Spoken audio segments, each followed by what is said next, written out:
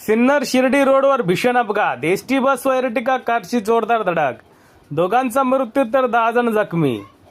सिन्नर शिर्डी रोडवर 31 मे 2026 रोजी भीषण अपघात घडला असून एसटी बस आणि एर्टिगा कार यांच्यात जोरदार धडक झाली. या भीषण अपघातात दोघांचा मृत्यू झाला असून सुमारे 10 जण जखमी झाल्याची प्राथमिक माहिती समोर येत आहे. कांबळे नामक 2 बंधूंचा यामध्ये मृत्यू झाल्याची माहिती येत आहे. राहता येथील एक कुटुंब असल्याची माहिती कळत असून मिळालेल्या माहितीनुसार कांबळे परिवाराची एर्टिगा कार आणि पनवेलहून शिर्डीकडे येणाऱ्या एसटी बसमध्ये समोरासमोर जोरदार धडक झाली.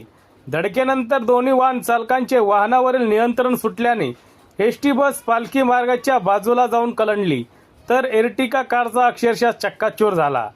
अपघातातील जखमीवर साईबाबा संस्थान रुग्णालयात उपचार सुरू असून घटनास्थळी मोठी गर्दी झाली होती. पोलीस व स्थानिक प्रशासनाने तत्काळ घटनास्थळी धाव घेत मदत कार्य सुरू केले होते. सत्य एक्सप्रेस न्यूजसाठी रवींद्र जगताप.